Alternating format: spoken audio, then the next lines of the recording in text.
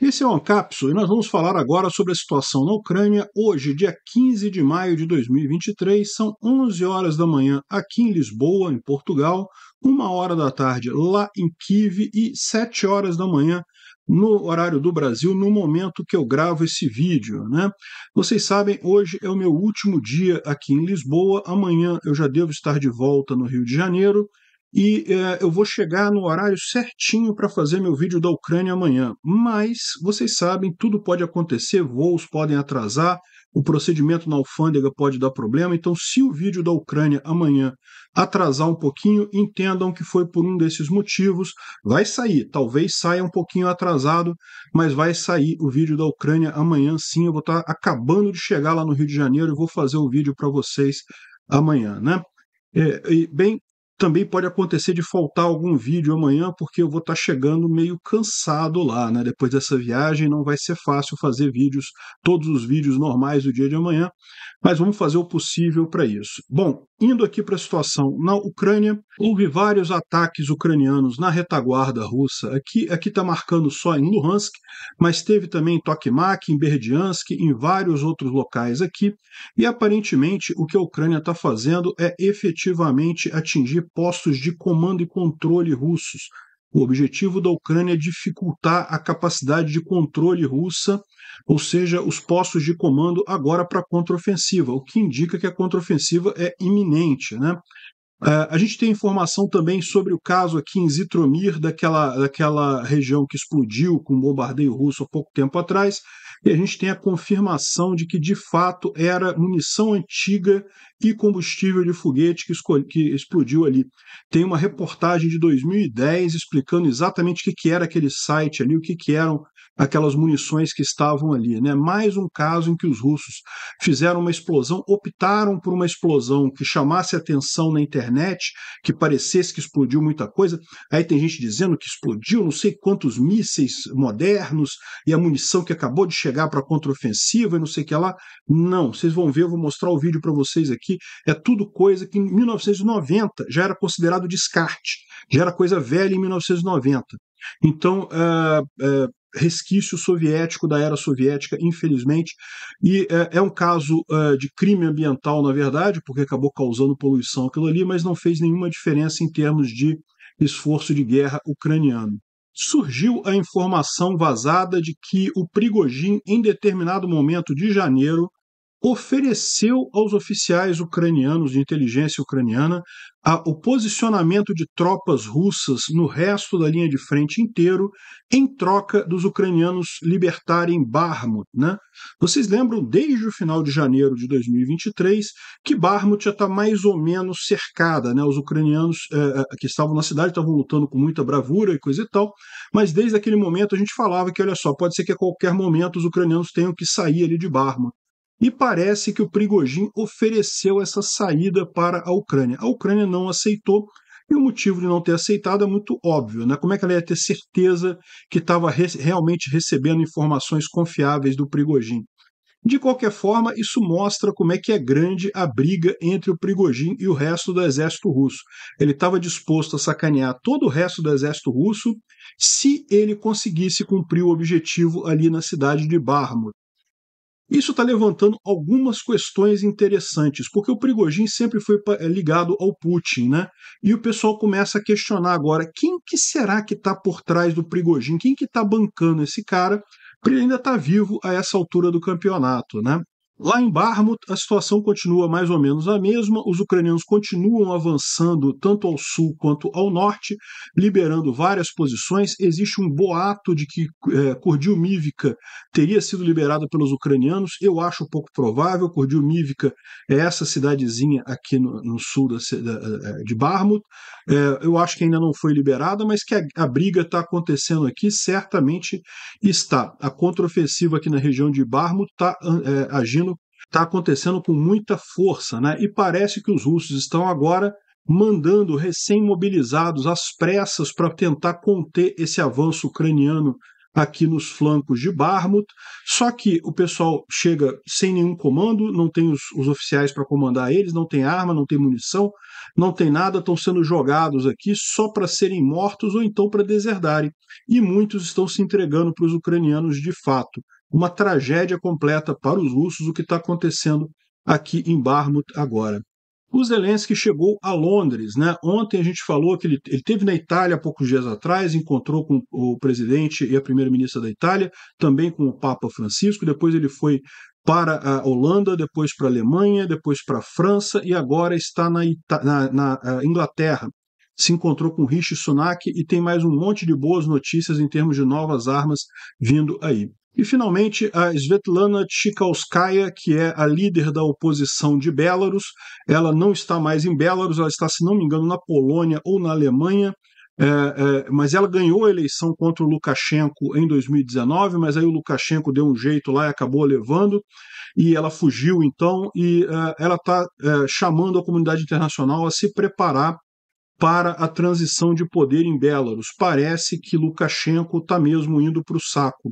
E a questão toda agora é prestar atenção quem é que vai tomar o poder em Belarus, porque pode acontecer desde a Rússia simplesmente anexar Belarus completamente, e isso seria um problema para a Ucrânia, porque abriria caminho para usar as forças militares de Belarus aqui no norte da Ucrânia. Não que eu acho que conseguiriam muita coisa aqui, mas certamente seria uma dor de cabeça. Ou então colocar um presidente fantoche aqui em Belarus para justamente fazer o que o Putin quiser, muito mais fantoche do que o Lukashenko já era, né? Por outro lado, também abre a possibilidade de ser alguém pró-Ocidente aqui em Belarus a suceder o Lukashenko. Vamos ficar de olho nisso daí, realmente é um momento crítico que está acontecendo lá. Vamos ver essas notícias e outras notícias em detalhes. Essas notícias foram sugeridas por Barbeiro Falido, Parasita Público Cagador de Regras e várias outras pessoas. Obrigado aí ao pessoal que sugeriu as notícias, obrigado a você que está assistindo o nosso vídeo. Se você gosta do nosso conteúdo, por favor, deixe o seu like e se inscreva aqui no canal, né?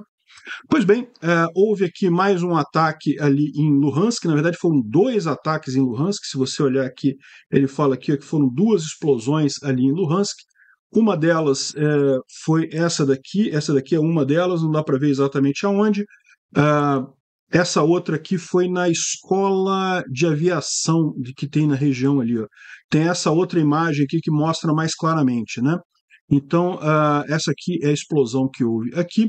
E, segundo dizem, essa escola de navegadores de aviação militares lá em Luhansk. Isso daqui, segundo eles estão dizendo, era usado por tropas da, entre aspas, República Popular de Luhansk, né? A gente sabe que não existe isso mesmo, que isso aí é todo mundo russo, mas no final das contas indica que houve esse ataque ali, mais uma vez feito pelo Storm Shadow, né? Também teve novos ataques em Tokmak, na região de Tokmak, dá para ouvir aqui o barulho do que aconteceu, não tem muito visual do que houve, mas Tokmak, vocês sabem, ficam nessa região aqui, Tokmak fica aqui, justamente uma das cidades cruciais aqui na eventual contraofensiva ucraniana nessa região. Teve também outros ataques. No final, parece que os russos dizem que os ucranianos estão sistematicamente atingindo postos de controle ao longo da linha de frente. Ou seja, isso é um ponto interessante porque diz exatamente qual é o objetivo ucraniano. A gente tem visto nos últimos dias que os ucranianos estavam visando a questão logística, né? Munição, combustível, esse tipo de coisa estava sendo atingido. Agora eles estão focando em postos de controle.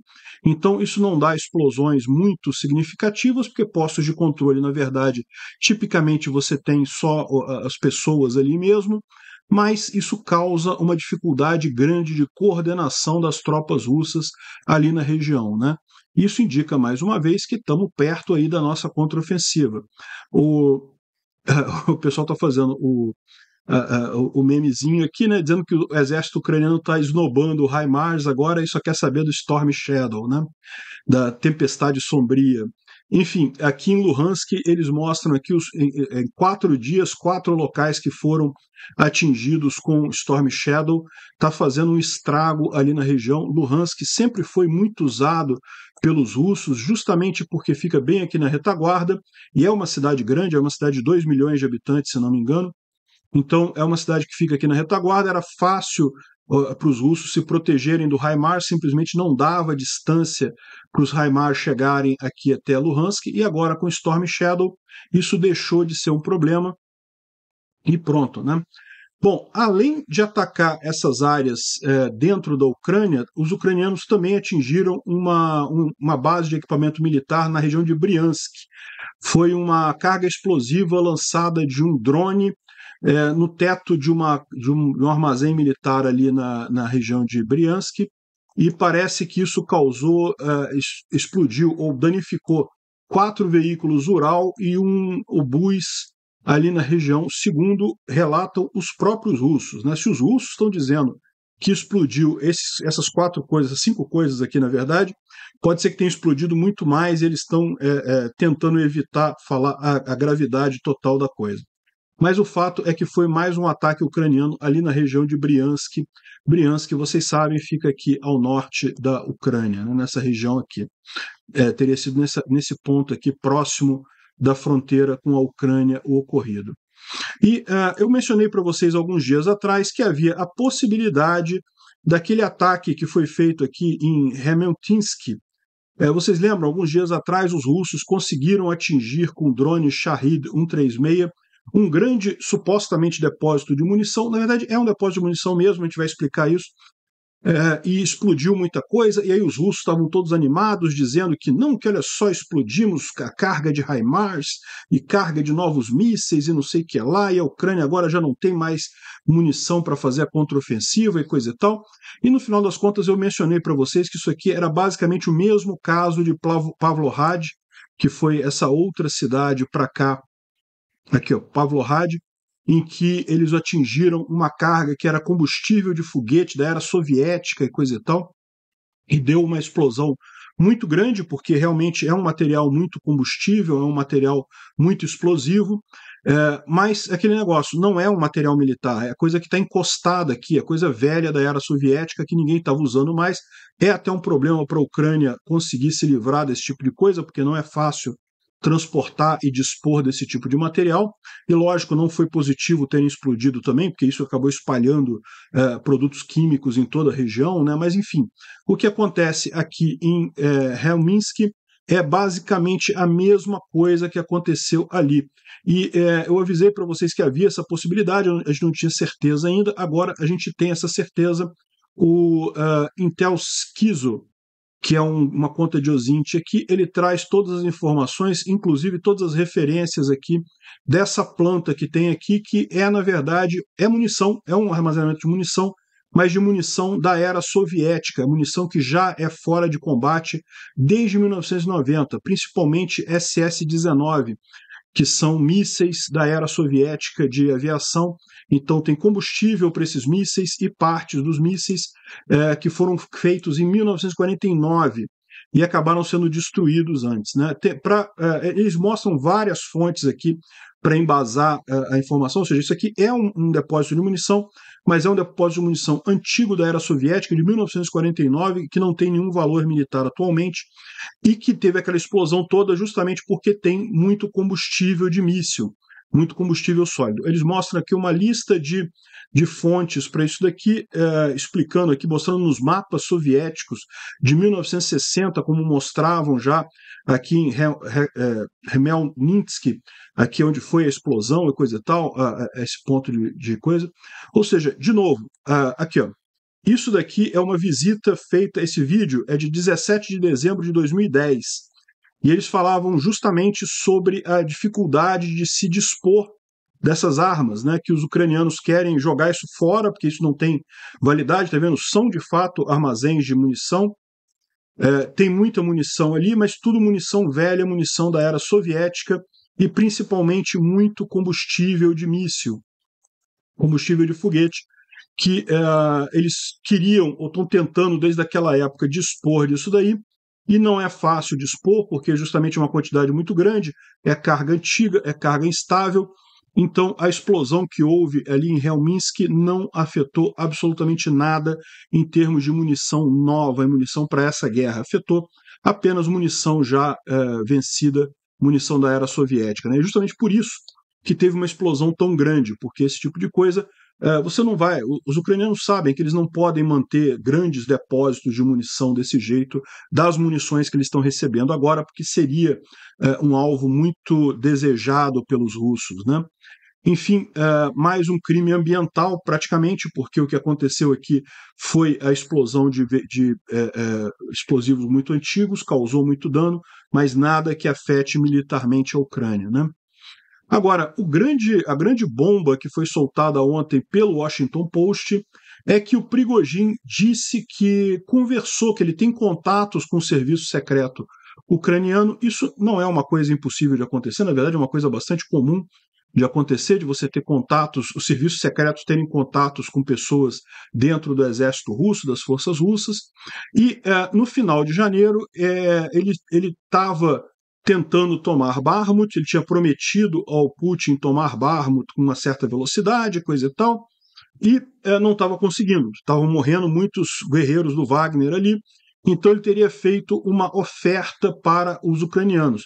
O Prigozhin diz que se a Ucrânia tirasse os soldados da área de Bakhmut, e naquela época já seria uma coisa razoável, porque todo mundo estava vendo que Bakhmut estava realmente quase cercada pelo Prigozhin, então aquela área ali já estava realmente comprometida, e Bakhmut nunca foi uma área muito estratégica de qualquer forma, então os ucranianos poderiam ter feito isso, não ficaria estranho para eles recuarem de Bakhmut naquele momento, e em troca disso ele daria a Kiev todas as informações das outras tropas, da posição das outras tropas russas que a Ucrânia poderia usar para atacá-los, né?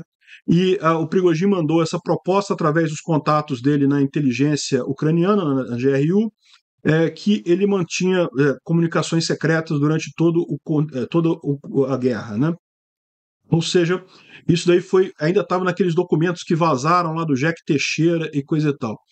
E isso daqui, lógico, mostra como o Prigozhin realmente não se importa com o resto do exército russo. O que ele quer é botar a posição política dele. Se ele conquistasse Bakhmut, ficaria muito positivo para ele, seria algo muito bom. Mas, evidentemente, entregar todas as posições das demais tropas russas ali seria algo catastrófico para os russos ali na região. Então, realmente seria alguma coisa bastante estranha, né? De qualquer forma, os ucranianos não aceitaram a proposta, o que faz sentido, porque que garantia eles teriam que as informações que eles iriam receber seriam verdadeiras, né? Não faz muito sentido isso. Enfim, sabendo o que aconteceu, isso daqui começa a surgir a grande questão, né? O Igor Strelkov está falando aqui justamente sobre quem estaria por trás do Prigozhin, porque o Strelkov e o Prigozhin, vocês sabem, já estão brigando há algum tempo aí, e o Igor Strelkov acusa o Prigozhin de um monte de coisa, e com essa denúncia no Washington Post fica claro que o Prigozhin está mesmo vendo o lado dele, não o lado da Rússia ou do exército russo, ou o que seja. Agora, quem estaria por trás de Prigozhin, né? Porque o cara está vivo até agora. Ele já está chamando por rebelião aberta do exército russo, já está pedindo briga completa, ou seja, ele já está realmente atuando como opositor do Putin, né? E ele fala aqui, ó, a ameaça é real, existem forças muito sérias por trás do Prigozhin. De acordo com meus informantes, o Kirienko, o chefe da administração presidencial, está diretamente atrás dele, ou seja, está suportando o Prigozhin. E Kirienko também é apoiado pelo Kovaluk, pelos irmãos Kovaluk, que são também parte do pequeno círculo lá, do círculo interno da presidência russa. Isso não é apenas um cara que de repente abriu os olhos e começou a falar a verdade, coisa e tal. Eles estão fazendo um projeto dele. Kirienko está abertamente em guerra com o Shoigu, e isso é por esse motivo que o Prigozhin faz esses ataques ao ministro da Defesa. Quem é Prigozhin? Me diga, ele é russo? Não, ele não é uma pessoa russa. Ele não é russo nem por nacionalidade. Eu não sabia dessa, não. Eu achava que ele era russo de São Petersburgo, mas pode ser que não seja mesmo. E ele está comparando essa situação com os bolcheviques em 1917, que quem fez a Revolução Comunista na Rússia, na verdade, grande parte não eram russos de verdade, né? Tinham alemães, o Stalin era da Geórgia e coisa e tal. havia apenas alguns poucos russos aqui. A maior parte eram judeus com mistura de georgianos, e, enfim, ele está botando isso daí como um ponto lá do Prigozhin. O Prigozhin também não seria russo de nacionalidade, né? O que ele está falando aqui, o que é importante dessa fala aqui é que realmente existe, parece, um complô que envolve pessoas muito próximas ao Putin, e seria um complô contra o exército russo, né? Não necessariamente contra o Putin, mas contra o exército russo. Strelkov, que também, o nome dele é Girkin, né? Mas Strelkov é o pseudônimo que ele usa nas redes. Ele falou também que a Fabergé Line, né, a linha Fabergé, que foi a linha feita pelos franceses na Segunda Grande Guerra, que não serviu para nada, foi contornada facilmente pelos alemães, né? E no final das contas, a linha Fabergé russa também não adiantou nada, né? Como esperado, os ucranianos estão avançando justamente onde os russos não fizeram fortificações, que é na região de Bakhmut, né? Ou seja, talvez isso indique que realmente a contraofensiva ucraniana vai começar por Bakhmut, porque justamente ali é onde os russos estavam avançando, então é onde você não tem uma posição defensiva bem feita, e aí os ucranianos podem entrar por ali e vão pegar desprevenidos todo o resto dos russos, que fizeram enormes fortificações e proteções contra avanços e coisa e tal, que não vai servir para nada no final das contas, né? E no final ele pergunta aqui, dado tudo isso, né? Você se pergunta, isso é estupidez ou é traição, né? E não é só essa questão que deve ser debatida, né? Não é a questão correta. Estupidez e incompetência são o chão onde cresce a traição e agentes infiltrados. E aí ele fala aquela parte da Revolução de 1917, também está comparando. Olha só que coisa, né? Aquilo que eu falei para vocês, a Rússia tem essa coisa. Um país muito forte, um império muito grande, mas ao longo da história já teve vários colapsos aí, sendo o colapso de 1917 apenas um deles, né?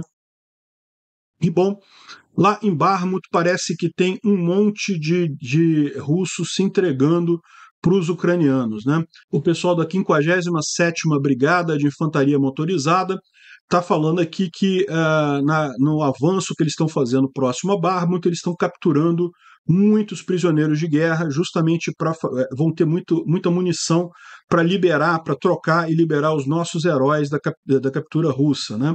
Então esse é o objetivo deles e de fato,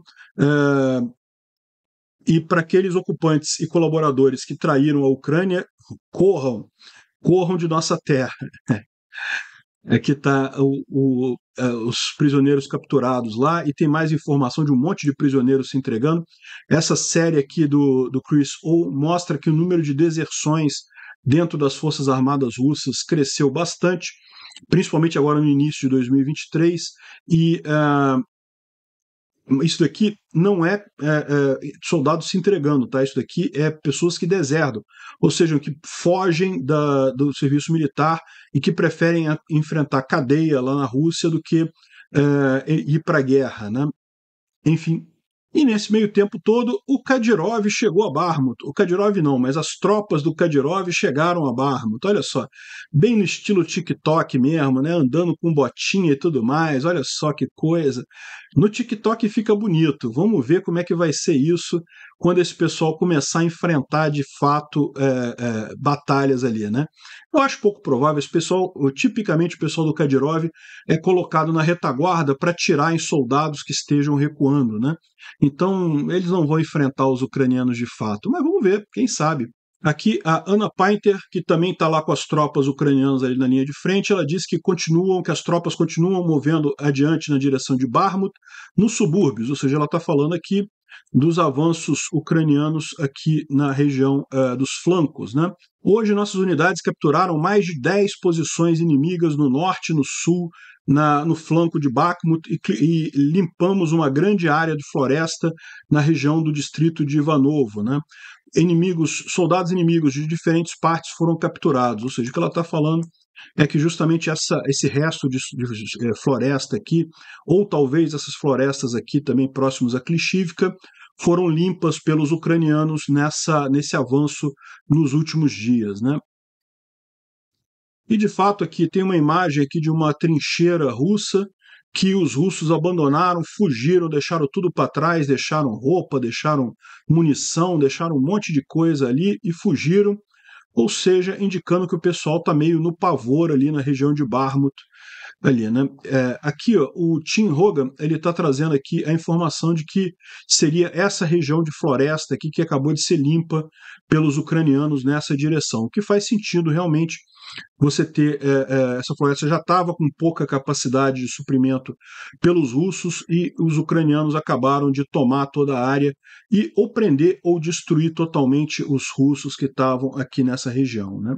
Essa é a mesma posição que dá aqui o Noel, no Noel Reports, que os ucranianos tomaram toda essa região, os russos fugiram, e a batalha está chegando aqui em Klishivka, né? Klishivka, outro dia mesmo, era um posto de comando russo, estava bem na retaguarda russa aqui, coordenando todo esse flanco, e agora já está na linha de frente, já está sendo disputada pelos ucranianos aqui nessa região. E além disso, aqui em Kurdyumivka, também, olha só, o mapa já está refletindo aqui que parte da cidade já está nas mãos dos ucranianos, né?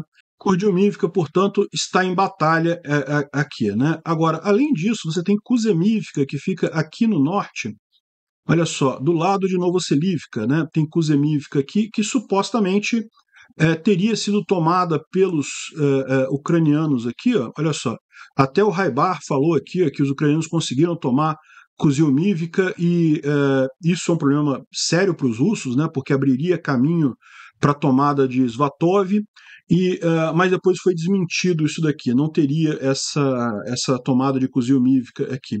O fato é que toda essa frente aqui está bastante ativa, os ucranianos estão avançando aqui também. Bom, outra informação que a gente tem aqui do Tatarigami é que muitos prisioneiros de guerra têm falado que os regimentos russos, principalmente compostos de tropas mobilizadas, estão sendo jogadas para as posições de retaguarda sem nenhum treino ou preparação depois do que o Prigozhin falou sobre Bakhmut, né? Então, esses regimentos estão sendo colocados nos flancos de Bakhmut, onde companhias e batalhões sofrem perdas devastadoras em muito pouco tempo. As causalidades excedem 40%, principalmente de soldados mortos em ação. Ou seja, os russos, no desespero, vendo que os ucranianos estão realmente avançando ali em Bakhmut, estão jogando tropas sem treinamento ali na região e o resultado é a tragédia que você pode imaginar que isso aconteceria, né? Os soldados do inimigo reportam uma completa falta de comandantes na linha de frente, bem como falta de comunicação e de ordens claras. Eles reclamam do tratamento que recebem do grupo Wagner, que considera ser superior a eles e coisa e tal. E também é reportado que as forças do grupo Wagner meio que assumiram o controle sobre várias unidades do Ministério da Defesa ali na região de Bakhmut, porque no final das contas não tem comandante, o pessoal sumiu, o grupo Wagner está comandando todo mundo.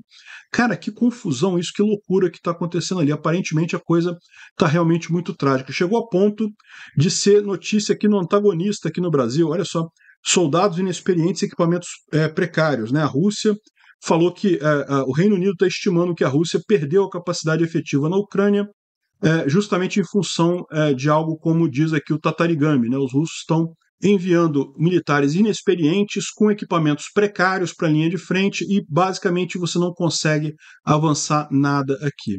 Essa aqui é a matéria também aqui da DW, né, falando a mesma coisa, que o Reino Unido avalia que a Rússia perdeu a capacidade ofensiva e, na verdade, o que eles estão fazendo é tentando a qualquer custo evitar a ofensiva ucraniana ali em Bakhmut, porque justamente essa vai ser a grande tragédia deles, né? Eles fizeram toda uma preparação para o avanço ucraniano aqui em Orihiv, em Tokmak, coisa e tal. Se os ucranianos entrarem por Bakhmut, vierem aqui por trás e tomarem essas cidades aqui atrás, meio que vai ser totalmente desnecessário isso daqui, não vai servir para nada, realmente uma inutilidade completa no final das contas. Bem, o Instituto para Estudo da Guerra fala aqui sobre os ataques de drones e mísseis que os russos estão conduzindo contra a Ucrânia. Ele fala especificamente sobre tentativas de destruir munição ucraniana, né? E eles falam aqui especificamente sobre o depósito de munição ucraniano em Helminsk, e no final das contas a gente já sabe que isso aqui não fez diferença nenhuma, né? Mas isso parece ser uma nova estratégia russa, que é justamente buscar esses depósitos de munição ucranianos na retaguarda. Ele fala aqui sobre as forças ucranianas que continuam o avanço em Bakhmut e que o exército russo, né, o Ministério da Defesa russa, está tentando distrair dos sucessos próximos a Bakhmut, mostrando justamente as forças russas, a capacidade russa de atingir depósitos de munição na retaguarda e coisa e tal, e também as defesas russas contra os ataques ucranianos. Né? Mas a verdade é que não parece estar dando muito certo isso daí, não. Dá para ver que os russos já estão dando um jeito de resolver o problema deles, né, com vodka, pelo visto. Já está todo mundo bêbado na linha de frente, o que é bom que dói menos quando vier o ataque ucraniano, né? Muito bacana isso daqui. E como se não bastasse o pessoal bêbado na linha de frente, lembra daqueles 2 aviões que foram abatidos ali em Briansk? Ainda tem uma certa discussão se foi a própria defesa antiaérea russa, se foram os ucranianos. A gente não sabe ainda direito o que aconteceu ali. Eu acho que foi a defesa antiaérea ucraniana mesmo, foram aviões ucranianos. Mas, enfim, um dos destroços dos aviões que caíram revelam que o cockpit, né, esses vidros aqui, não são blindados. Os pilotos morreram imediatamente na explosão do míssil próximo, porque o cockpit não é blindado. Ou seja, eles não tiveram nenhuma chance de sobrevivência nisso daí. E aí que é curioso, porque isso é meio que um negócio básico do básico, né? Você ter o cockpit blindado, porque essa explosão destruiria o avião, mas o piloto continuaria vivo, ele poderia se ejetar, né, e cair de paraquedas e sobreviver a esse caso. Não teve nada disso, morreu todos os pilotos dessas 5 aeronaves que foram derrubadas ali em Briansk. Então, olha só que coisa curiosa, né? Os russos gastam bilhões e bilhões comprando armas modernas, mas será que eles realmente checam o que eles estão comprando? Porque o que dá a entender nisso daqui é que pode ter havido corrupção, né? O cara comprou um vidro inferior, comprou um cockpit inferior, tudo igual, você olha ali, tudo de vidro e coisa e tal, mas na hora da necessidade, realmente, o piloto acabou morrendo nisso daí, né? Isso deve dar um bom desânimo para os demais pilotos do russos com esses aviões desse jeito, né? O Zelensky está hoje, dia 15 de maio, em Londres, né? Depois de passar por Itália, Holanda, Alemanha, França, agora ele está lá no Reino Unido e já tem várias boas notícias aqui. O Rishi Sunak recebeu ele com muita efusividade, já prometeu mandar drones de ataques com capacidade até 200 quilômetros para a Ucrânia, vão mandar centenas desses drones, excelente notícia. E também vai transferir mísseis de defesa aérea e de mísseis de longo alcance. Olha só que beleza, mais Storm Shadow vindo aí, justamente para a Ucrânia poder continuar aí a sua contraofensiva. Então, ou seja, essa viagem do Zelensky está dando bom resultado nessa história, né? Ontem também o Macron também se posicionou fortemente, dizendo que a Rússia já perdeu essa guerra e que agora virou um estado vassalo da China e que, no final das contas, está na hora do Putin agir de acordo com isso, né? Outra coisa que chamou muita atenção ontem foi justamente esse vídeo do Zelensky, muito emotivo, ele falando que ele é pai, né, ele tem crianças e o que ele mais sente são as pessoas que perderam seus filhos, né, os pais de soldados que morreram nessa guerra, e que ele fala o seguinte: qual que seria a vitória nesse caso? A gente recuperar os territórios? Não tem. Eu dei medalhas póstumas para as crianças dessas pessoas, mas no final das contas eles falam, né? Ele fala: poxa, como que eu posso repor isso? Não tem como repor um pai que perde um filho numa guerra dessa. É uma coisa absurda mesmo. E no final das contas é aquele negócio: a culpa é do Putin, porque não foi o Zelensky que começou essa guerra. O Zelensky está se defendendo. Mas eu achei muito tocante a forma como ele falou isso, a maneira como ele tratou esse assunto. Realmente é algo que vitória vai ser essa para essas pessoas, né, para esses ucranianos que se perderam na guerra, né? E bom, um outro assunto que tem chamado muita atenção é a questão da saúde do Lukashenko. Como vocês sabem, o Lukashenko é um crápula, está mais do que na hora de morrer mesmo. Ele, Lula, são pessoas, ele, Lula, Putin, pessoas que não fazem diferença nenhuma no mundo, já passou da hora de dar lugar para outras pessoas aqui. Mas enfim, mas tem um problema, porque quando o Lukashenko morrer, você pode ter certeza absoluta que tem planos russos para tomar conta de Belarus, né? Então, a Svetlana Tsikhanouskaya, que é a oposição mais formal ao Lukashenko lá em Belarus, ela disputou a eleição, ela é mulher de um preso político lá em Belarus, né? O marido dela está preso lá. Enfim, ela fugiu quando perdeu a eleição lá em Belarus, porque o Lukashenko certamente iria acusar ela de atos antidemocráticos. É assim que ditaduras fazem, quando elas ganham a eleição, elas acusam o outro lado de atos antidemocráticos e coisa e tal, como o Lula faz aqui no Brasil. Então, a Tsikhanouskaya está lembrando o pessoal para esse problema, porque a Rússia vai tentar interferir. A Rússia tem planos para interferir em Belarus, certamente. O pessoal do Ocidente precisa se preparar, a comunidade internacional precisa ser proativa e rápida para não perder espaços lá em Belarus, para garantir que Belarus não entre de vez sob influência do Putin, e talvez possa ter um resultado até melhor, possa até acabar sob influência do Ocidente, quem sabe entrando ao lado da Ucrânia nessa guerra. Não é uma impossibilidade, não. O povo de Belarus quer exatamente o mesmo que o povo ucraniano, que é a distância da Rússia, né? Era o Lukashenko que era o empecilho nesse caso. Obrigado por assistir o vídeo até o final. Além de curtir, compartilhar e se inscrever no canal, considere se tornar patrocinador com valores a partir de R$ 1,99. Clique no botão Seja Membro abaixo para saber as condições e vantagens de patrocinar o canal. Mais informações sobre o nosso projeto, visite nossos sites indicados na tela.